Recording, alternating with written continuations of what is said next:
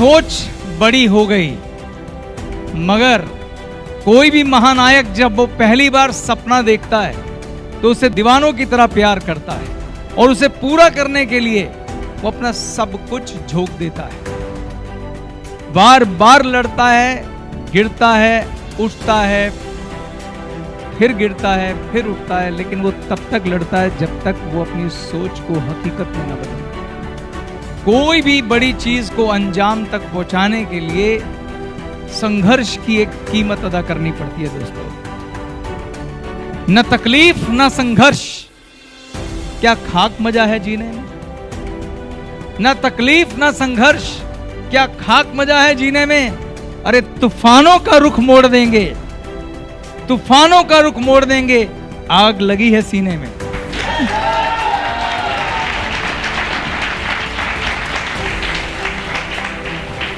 तो जिनको अपनी सोच से, सपनों से प्यार होता है, उनके सीने जल रहे होते हैं और वो कभी किसी चीज से घबराते नहीं हैं।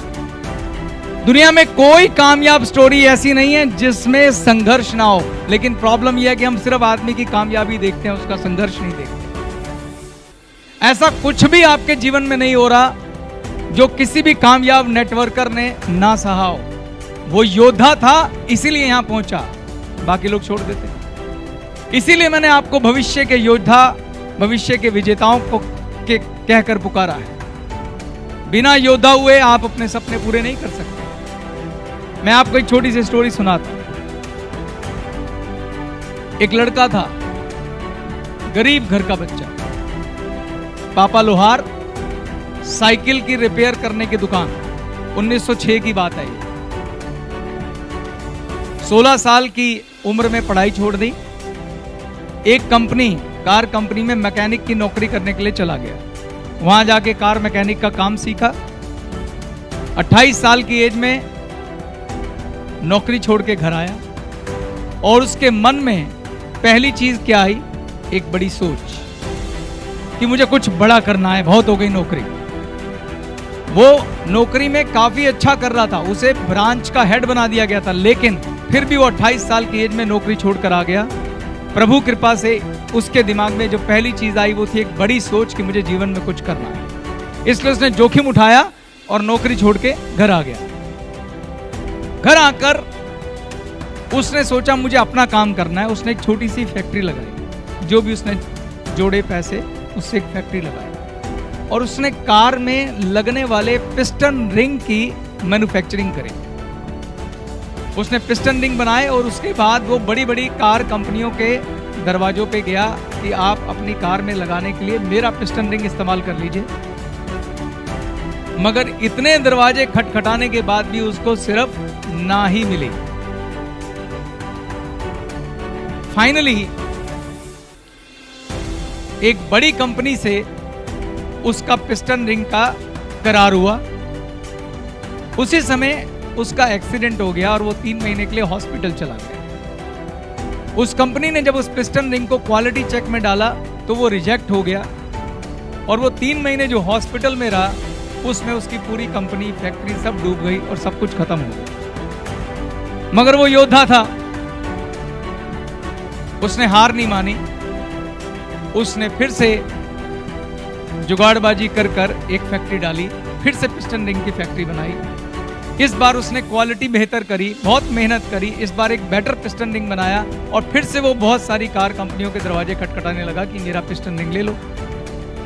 और फाइनली जब उसकी बिल्कुल होप चरम पे थी, उसके ऑर्डर एक्सेप्ट होने वाले थे, सब कुछ बढ़िया चल रहा था, सब कुछ अच्छा चल रहा था, 1944 में वर्ल्ड वॉर हो गई और बहुत सारे बम उसकी फैक्ट्री पर गिरे और उसकी फैक्ट्री खत्म और ध्वस्त हो गई। वो फिर से सड़क पे आ गई। ये दोस्तों कहानी जापान की है। वर्ल्ड वॉर में जापान की हार हुई थी।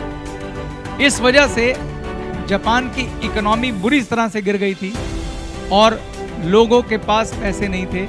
लोगों ने साइकिलों पे चलना शुरू कर दिया, कार, स्कूटर सब छोड़ दिए। जब गरीबी आती है तो ऐसे ही होता है। साइचिरो नाम था इस व्यक्ति का।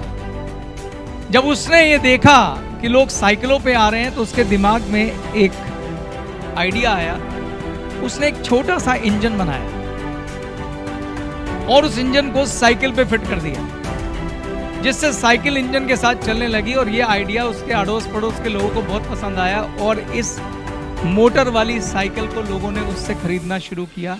और ये पहली अनऑर्गेनाइज या आप कह सकते हैं कि अनप्रोफेशनल मोटर वाली साइकिल यानी मोटरसाइकिल बनी।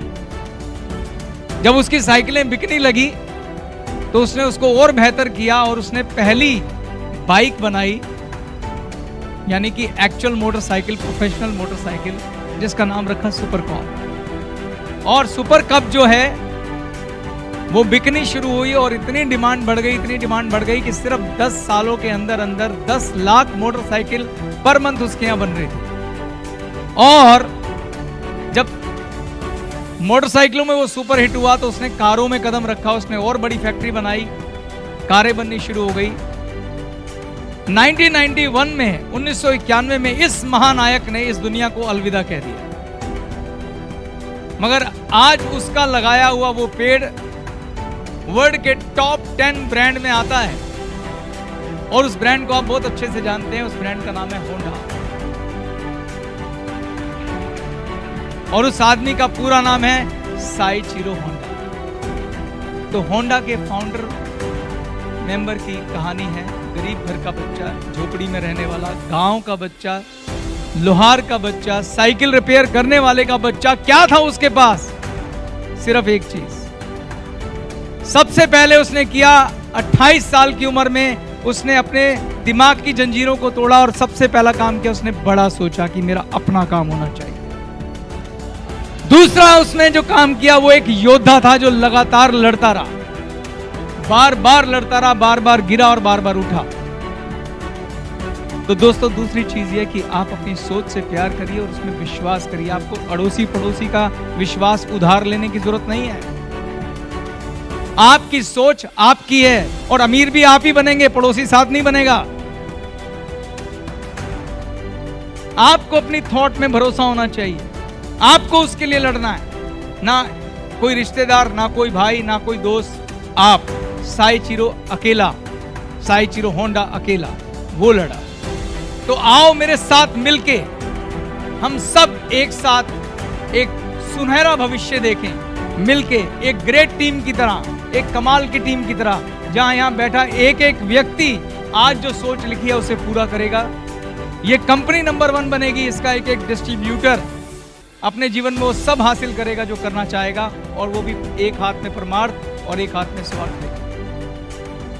क्या आप मेरे साथ हैं? Thank you.